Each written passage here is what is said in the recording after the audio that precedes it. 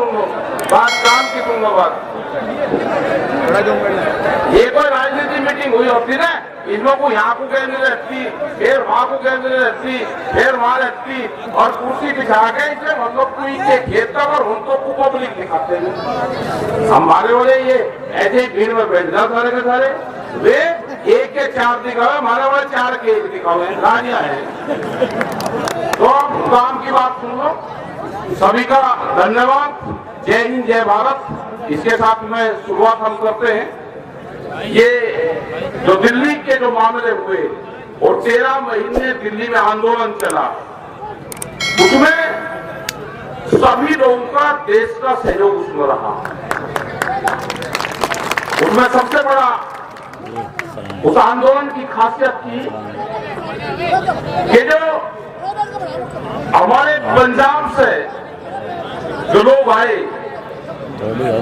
और जो पंजाब का जो सिस्टम देखा पंजाबियों का, अगर उस सिस्टम को अख्तियार कर लें तो देश में कोई आंदोलन चलाने में दिक्कत नहीं रहेगी।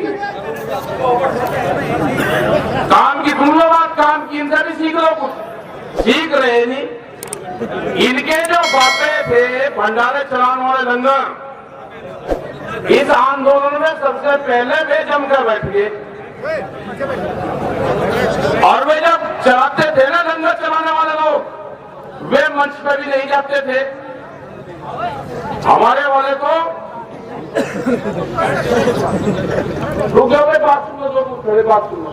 हमारे वालों का तो राज क्या है कि मंच पे पहले रहेंगे, काम कम करेंगे, ये राज है। लेकिन चलो जो कुछ है ठीक है, कर लेंगे, सुधरेंगे। 13 महीने में बड़ी जीत उसको कहेंगे किसानों की, वो हासिल करिए समझौते के आधार पे। बहुत लोग कहते हैं कि हमने भारत सरकार को हरा दिया, किसान जीत गया। ना कोई हारा ना किसी की जीत हुई। एक समझौते के आधार पे उसको कहेंगे। और जब समझौता होता है पंचों का, पंच परमेश्वर, पंच प्यारे, 5 ही तो अंगड़ी है। जब समझौता होता है तो जो फैसला हमारे पंचों ने किया भारत सरकार के बीच में, वो हम सब लोगों ने मान लिया। बड़ा सहयोग वहां पे उन मेडिकल के डॉक्टरों का रहा जिन्होंने 24-24 घंटे दवाइयां वहां पे बीमार लोगों की। जो वहां पर सफाई कर्मचारी थे उनका बड़ा योगदान रहा कि सूरज नहीं निकलता था और सफाई कर्मचारी पूरे उनकी सफाइयां करते थे। बड़ा योगदान यहाँ के भंडारों का रहा। हर गांव से जो अनाज, सिस्टम, दाल, लस्सियां जाती थी, सब गांव से गया।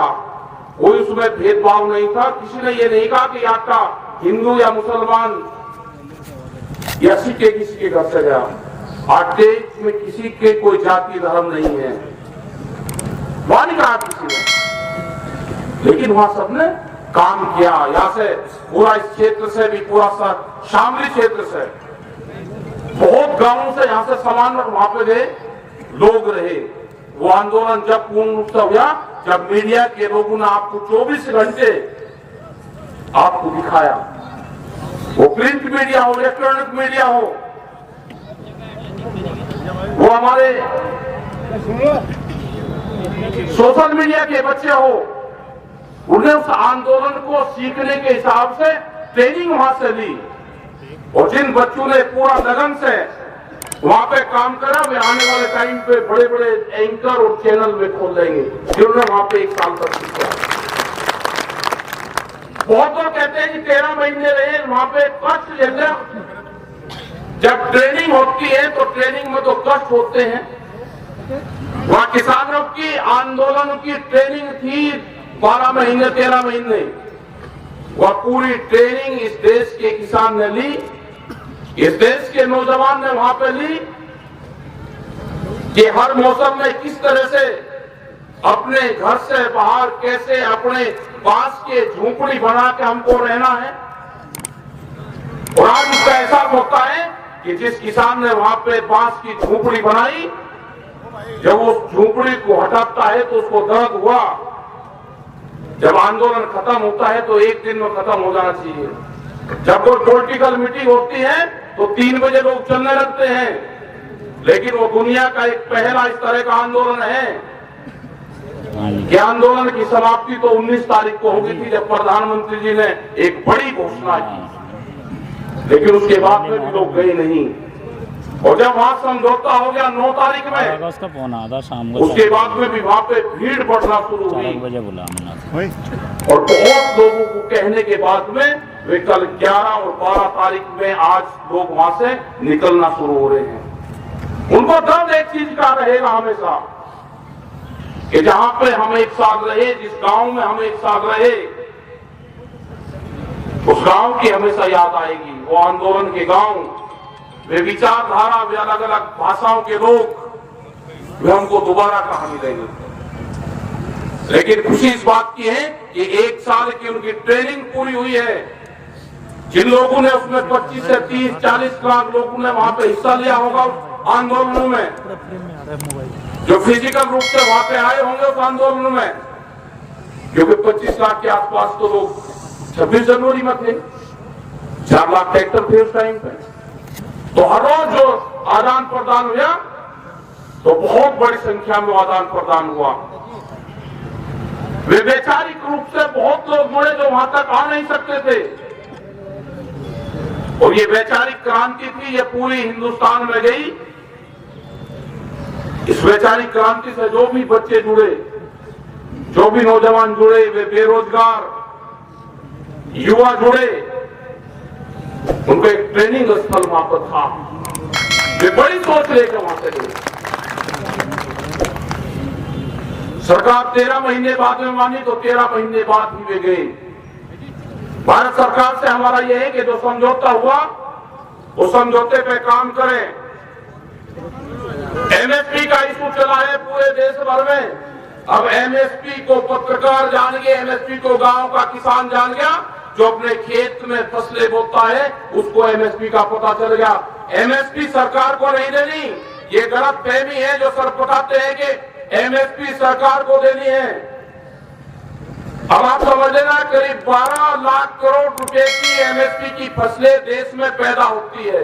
मोटी मोटी सी रफली सी बता देंगे, आपको सब कुछ समझ में आ जाएगा 1 मिनट में कि एमएसपी है क्या और एमएसपी भारत सरकार लागू क्यों नहीं करना चाहती। करीब 12 लाख करोड़ रुपए की हम 23 फसलें एमएसपी पे तैयार करते हैं। उसको अगर हम 3 पार्ट में बांटे तो 4 लाख करोड़ रुपए की फसलें हम अपने घर में कंज्यूम करते हैं। उसको हम खाने के लिए रखते हैं, अपने पशुओं के लिए रखते हैं, अपने बीज के लिए रखते हैं, और कुछ वो खराब हो जाता है। तो एक औसत सा मान लें कि 4 लाख की हमने खत्म कर तो बच के 8 लाख करोड़ रुपया। 4 लाख करोड़ रुपए की हम फसलें ये मान लेते हैं कि उसकी एमएसपी पे खरीद होती है, वो कमती बत्ती हो सकता है। भारत सरकार उसका पैसा देती है कि हमने 4 लाख करोड़ रुपए की फसलें किसानों से खरीद दी। अब घपला कहां पे है? 2.5 लाख करोड़ रुपया तो सीधा किसान के आ जाएगा और 1.5 लाख करोड़ रुपया जाएगा व्यापारी की जेब में, जो सस्ते में आपसे खरीद के और एमएसपी के नाम पे भारत सरकार को बेचते हैं। तो 1.5 लाख करोड़ रुपया तो आएगा वहां से, सरकार ने क्यों नहीं देना उसमें। अगर गारंटी कानून बन जाएगा तो 4 लाख करोड़ रुपए की जो खरीद होगी वो सीधी किसान से होगी, व्यापारी उससे नीचे पे खरीद नहीं कर पाएगा। आ गया 1.5 लाख रुपए करोड़। अब और सुनो, 4 लाख करोड़ रुपया बच गया, उसको बाजार खरीदता है, वो दूसरी बेचने में उसमें उस पर व्यापार होता है। इसमें अगर एमएसपी की गारंटी कानून होगा तो उसके कम पे वो भी खरीद नहीं होगा, क्योंकि जो व्यापारी है वो महंगे दाम पे बेचता है बाजार में और कम दाम पे खरीदता है। तो करीब 1.5 लाख करोड़ रुपया वहां से आएगा। तो ये समझ लो कि 3 लाख करोड़ रुपया जो बड़े उद्योगपति हैं उनकी जेब में जाता है, सरकार की जेब से 1 रुपया नहीं आना। ये मोटा मोटा सा आंकड़ा एमएसपी पे है।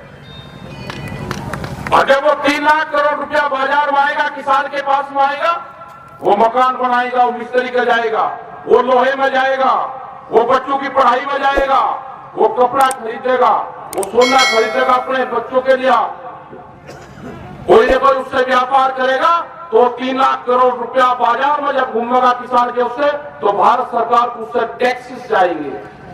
तो एमएसपी अगर लागू होगी तो भारत सरकार को टैक्स मिलेगा।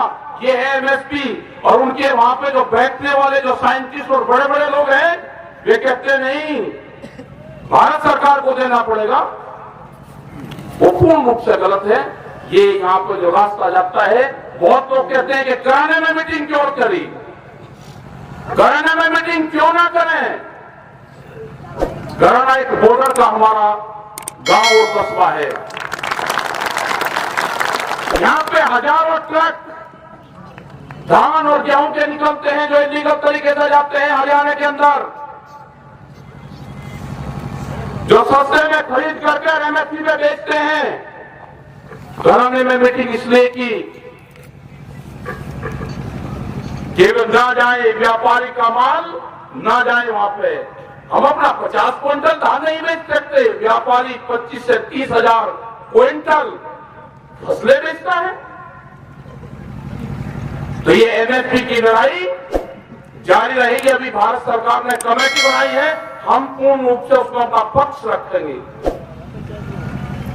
जो 2 दिन तक ये बात चली कि उसमें कौन लोग रहेंगे, हमने कहा कि किसान की विचारधारा के लोग रहें, गांव की विचारधारा के लोग रहें, कंज्यूमर की विचारधारा के लोग रहें, लेकिन वे लोग उसमें नहीं चाहिए जो गलत क्लास में पड़े हुए हैं, जिनकी यूनिवर्सिटी अलग है। वे लोग उसमें नहीं चाहिए जो एमएसपी के समर्थन करते हैं कि एमएसपी होगा तो नुकसान होगा। उनकी क्लास गलत है। वे उद्योगपतियों की यूनिवर्सिटी में पढ़े हुए लोग हैं, वे हमको इस कमेटी में नहीं चाहिए। हमने भी उनकी क्लास ली जब वे हमको पढ़ाने आए, आज से 30 साल पहले। उनके जो प्रोफेसर थे उन्हीं स्कूल के पढ़े हुए थे वे। और जब उन्होंने डाटा बताया, और उन्हें डाटा कहां से शुरू करा, जिन लोगों ने अपने हाथ से बैलून से खेती की है, वे बुजुर्ग यहाँ पे होंगे, वो जरा हाथ उठा दे, वे बात समझ पाएंगे। हाथ उठा दो बस। जिन्होंने अपने हाथ से बैल से खेती की है, ट्रैक्टर वाले नहीं, बैल से। बहुत लोग हैं, तो समझ लो आप। उनका था कहना यह कि जो बैल है, जो गाय का बछड़ा है या भैंस का बड़वा है, कटड़ा है, अगर वो 2 लीटर दूध पीता है तो आज के हिसाब से अगर 40 रुपए 50 रुपए दूध का रेट है तो 100 रुपए का रोज हो गया। तो 1 महीने में 3000 रुपए का गाय का बछड़ा दूध पी गया। ये किसान को नुकसान है। तो टिकैत साहब ने उनको कहा आज से 35 साल पहले कि भाई रुक जा प्रोफेसर साहब, रुक जा, तैने खेती नहीं कर रखी, अगर तू गाय के बछड़े के दूध का हिसाब रख रहा है तो तैने बैल कभी नहीं चलाए, तैने बैल की हथेली नहीं पकड़ी हल्की। तो व्यापारियों का वकील हो सकता है, किसानों का व्यापारी नहीं हो सकता। व्यापारियों का वकील हो सकता है, किसानों का वकील नहीं हो सकता। तो ये आज भी वे लोग, आज भी उस यूनिवर्सिटी के प्रोफेसर आज भी हैं वे, जिनको भारत सरकार कहती है कि यही रहेंगे हमारी कमेटी में, वे व्यापारी कहते हैं उनको। ये है एमएसपी। एमएसपी गांव तक चली गई है, कमेटी बना दी, हम अपना पक्ष, किसान का पक्ष पूर्ण रूप से मजबूती से रखा जाएगा। 40 लोग आपके इस संगठन के पूरे देश में बने हैं। वो चाहे भाषा ना समझते हो कर्नाटक के लोग, लेकिन वे भाव समझते हैं। आप इकट्ठे रहो, बंटना नहीं, आपको बांटने की कोशिश करेंगे, उसमें बंटना नहीं। आपको जो किसानों के इश्यू है आप उस पर हो। अभी यहां के भी बहुत से मामले हैं, हाईवे एक निकल रहा है यहां का भी, ये दिल्ली देहरादून इकोनॉमिक कॉरिडोर, उसके भी बहुत मामले हैं। यहाँ पे सहारनपुर शामली, मुजफ्फरनगर, बागपत, एक ये भी है, इसमें भी जो निकल रहा है, इसमें भी कुछ किसानों की जमीन चली गई, पैसा नहीं मिला। तो इसमें भी किसानों के जो मुआवजा है उस पर सहमति नहीं बन पा रही। तो यहाँ के अधिकारियों से है कि उन किसानों से बैठ के बातचीत करें, जो मसले हैं उनको समाधान करें। आंदोलन खत्म हो गया, उन अधिकारियों से भी बातचीत होगी। जो पीडी है, जो डीएम है, उनसे बातचीत होगी। बहुत से सवाल आए हैं, वो जब बातचीत होगी तो उनसे बात करेंगे। लेकिन ये सारी चीज जब होगी, जब आप इकट्ठे रहोगे। बहुत बड़ी प्रेस आई, दिल्ली तक के लोग कवर करने आ रहे कि कैराने में जा रहे, कैराने में जा रहे। कैराने में क्यों जा रहे जी? हाँ जाएंगे भाई, कैराने में भी जाएंगे। कैराना का मजदूर जो हमारा नौजवान है, वो पानीपत में काम करने जाता है जी। जो हमारे यहाँ के बच्चे हैं पानीपत में काम करने जाते हैं, वो इंडस्ट्री यहाँ पे भी लग जाए। कैराने में इसलिए जा रहे, कैराने में इसलिए जा रहे कि जो यहाँ पे बिजली के खंभे दिखते हैं, अगर ये खंभा उत्तर प्रदेश की जमीन पे है तो किसान को 175 रुपए हाफ पावर बिजली का बिल देना पड़ता है। और अगर यही जमुना के पार होंगे तो इसको 35 रुपए हाफ पावर देना पड़ता है। कैराना में जाएंगे, उत्तर प्रदेश सरकार को बताएंगे कि बिजली के रेट हरियाणा के बराबर करो। जाएंगे और हमारे उत्तर प्रदेश के मुख्यमंत्री योगी आदित्यनाथ कमजोर नहीं है हरियाणा वाले से, कि हरियाणा वाला 35 रुपए करेगा और यहाँ पे 75 रुपए करेगा, 175 रुपए। उनसे कमजोर नहीं है, उनसे बहुत मजबूत है। जाएंगे लखनऊ बात करने, उनका कंपटीशन करवाएंगे।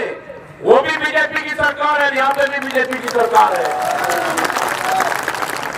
करेंगे, गन्ने का भाव वहां पे ज्यादा है, यहाँ पे कम है, करेंगे बात कैराने में। पूरे प्रदेश में बात करेंगे, गन्ने की भाव की बात करेंगे, गन्ने का भुगतान नहीं है उसकी भी बात करेंगे। 4000 करोड़ रुपया बकाया है, अभी उसकी भी बात करेंगे। सब चीजों की बात होगी। कराने में सरकारी प्लान है, इसको प्लान कहें या प्राण कहें? प्लान, प्लान के तहत प्राण हो रहा है। प्लान ये सरकारी है, इसके बहकावे में बताना। कोई किसी को नहीं भेज रहा। अपने काम पर ध्यान दो, अपने रोजगारों पर ध्यान दो, उस पर ध्यान दो। बहुत बड़ी संख्या में हर रोज यहाँ से आदान प्रदान हमारा पानीपत का है। बहुत से बच्चे वहां पे अपना काम करते हैं, उस पर ध्यान दो। इन सियासी चालों में मत पड़ो। यहाँ पे मेल मिलाप है सबका, और वो मेल मिलाप ही रहेगा, इसलिए कैराने में आए। अपना खेती किसानी पे, गांव पे, गरीब पे, रोजगार पे, उस पे ध्यान दो। भारत सरकार से एक समझौता हो जाए, हमने बताया, वो समझौता भारत सरकार लागू करे। उत्तर प्रदेश और हरियाणा की सरकारों के वहां के मुख्यमंत्रियों से बात करेंगे। जो किसानों के ऊपर मुकदमे दर्ज है, करीब 50,000 से ज्यादा मुकदमे हरियाणा में दर्ज है, और 25-30 हजार लोग पे हमारे पे उत्तर प्रदेश में भी दर्ज हैं, जिनके पास में नोटिस गया। अगर कोई ट्रैक्टर वहां पर लेकर चला गया तो उसके पास में नोटिस जाएगा, तो वो भी बात करेंगे। वे 10 साल पुराने ट्रैक्टर की भी बात करेंगे हम सरकारों से। वे 10 साल पुराने ट्रैक्टर वे थे कि जो एनजीटी के नाम पे बंद करने का प्लान है। क्या कोई किसान जिंदा बच जाएगा कि 10 साल में अपना ट्रैक्टर बदल देगा? कोई देते में चलाता होगा या कोई किराया भाड़ा करता होगा तो बदल सकता है, लेकिन किसान नहीं बदल सकता। पंपिंग सेट, जनरेटर 10 साल में बदल जाएंगे नहीं। हमने कहा जी 10 साल में तो नहीं बदल जाएंगे। हम ये ट्रैक्टर आपको दिल्ली की चमचमाती सड़कों पर चला कर दिखाएंगे। हमने मगर भाई 26 तारीख की परेड थी पिछले साल, उसमें दिखा दो तो 4 लाख ट्रैक्टर वहां पर गए, कह रहे जी आपने तो दिल्ली की सड़कों को खराब कर दिया, ट्रैक्टर चला दिए। अरे हम तो भाई चला के दिखा देते हुए, वे ट्रैक्टर के 10 साल पुराना ट्रैक्टर है, वो चल जा, हमारे ऊपर एलिगेशन लगाते रहे। लेकिन बड़ी हिम्मत है, एलिगेशन बहुत तरीके के लिए हमने वे भी सब खत्म कर दिए, कोई बात नहीं भाई, जब लड़ाई भिड़ाई होते एक दूसरे को कहीं करे। हमने मान लिए अपना सरकार अब अपना काम करे, उसके पास में मौका है काम करने का। यहाँ पर इलेक्शन की भी बात होता है, सारे प्रयास करोगे, इलेक्शन में क्या करोगे? अरे अभी भाई जो सरकार है वो 5 साल में एक दिन खिले हैं, 2-1 महीने के लिए। अब सरकार खिली है वो दान पुण्य करेगी, और गांव के लोग की कहावत है भाई जो कुछ सरकार ने दिया तेल पल्ले में गिर। अभी चुनाव आचार संहिता तक जिस भी स्टेट में चुनाव है वे योजनाएं बनाए, दे कुछ न कुछ, घटावे बिजली का रेट, बढ़ावे गन्ने का रेट, करवाए भुगतान आलू का, बाजरे का, सब किसान दुखी हो रहा है, उसका करें, 2 महीने है काम करने का। और नहीं तो भैया किसान फिर अपना जनता अपने आप सोचेगी, अगर आप ठीक काम करोगे ये वोट आपको दे देंगे, आप नहीं करेंगे किसी और को दे देंगे। वोट कोई जबरदस्ती किसी से नहीं कोई दे सकता, वोट तो विचारधारा की है, आप अपनी विचारधारा ठीक कर लो तो ये आपको दे देंगे, आपकी नहीं होगी तो किसी और को दे देंगे। हमारे हाथ में कुछ नहीं है, हम तो आपकी योजनाएं आपके काम बताएंगे, ठीक है भाई। हाँ, हम इलेक्शन से बहुत दूर है, तो अपना काम करो काम। और अब 5 बजे का 6 बजे का हमारा प्रोग्राम चंडीगढ़ में है, बहुत संख्या में लोग आए, ठीक है, बहुत संख्या में लोग आए। अपना भाई धन्यवाद, इस नौजवानों का भी धन्यवाद, और सभी का धन्यवाद जिसने घर अपने बच्चे भाई पढ़ाई पर भी ध्यान रखो। और जय हिंद और जय भारत।